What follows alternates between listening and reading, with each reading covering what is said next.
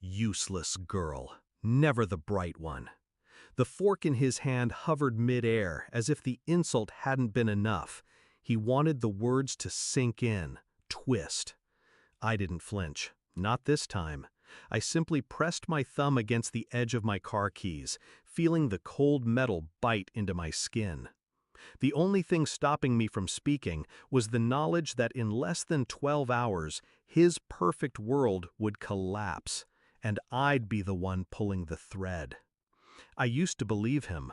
When I was 7, I thought if I studied harder, ran faster, smiled wider, maybe he'd notice me. But my brother, Daniel, was the golden one.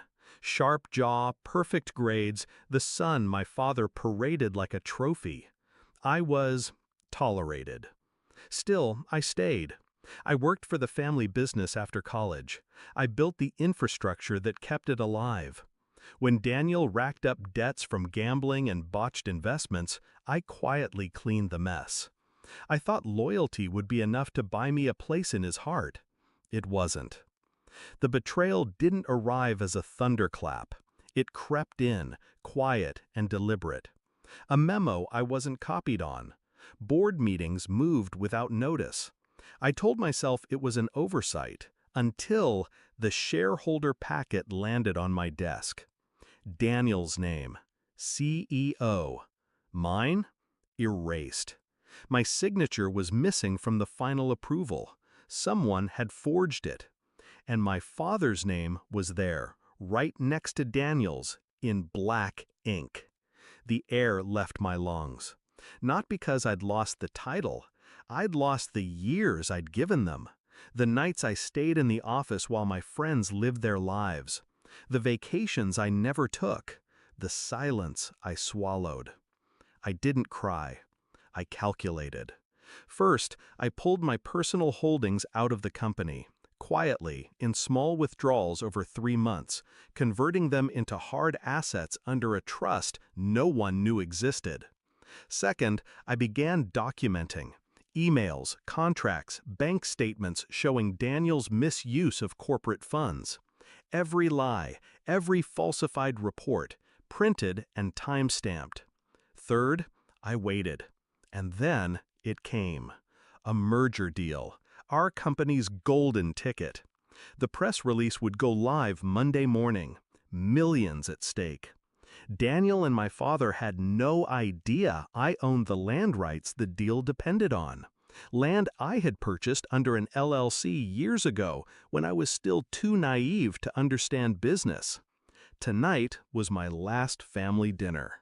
I watched them laugh over wine, Daniel's new Rolex flashing under the chandelier. My father toasted to the future. I raised my glass too, masking the slow burn of satisfaction in my chest. When dessert came, my father leaned across the table, his voice sharp enough to slice through the sugar in the air. "You'll find something else to do, or someone else to take care of you."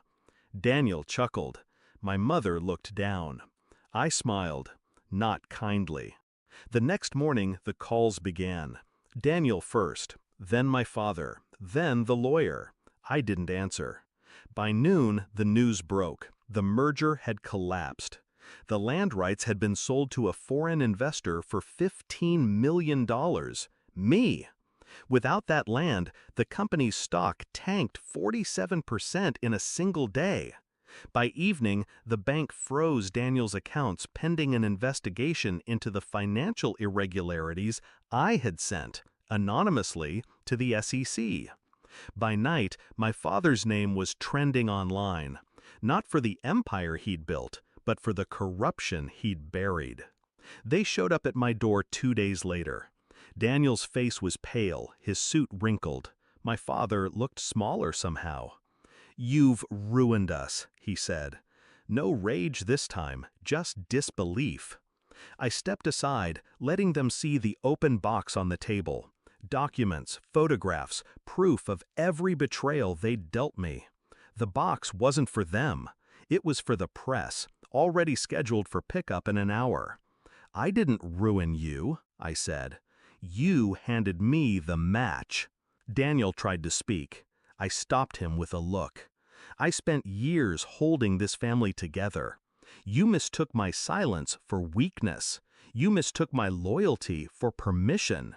My father's jaw tightened. You're no daughter of mine. I smiled. Finally, something we agree on. I watched them leave. No slammed doors, no screaming. Just the sound of shoes on the gravel drive, each step carrying them farther from the life they once controlled. When they were gone, I walked to the window. The city lights stretched out before me, glittering like the future I had carved for myself. Alone, unbound. For years, I'd chased their approval like oxygen. Now, I breathed just fine without it. They will rebuild, maybe, or maybe not.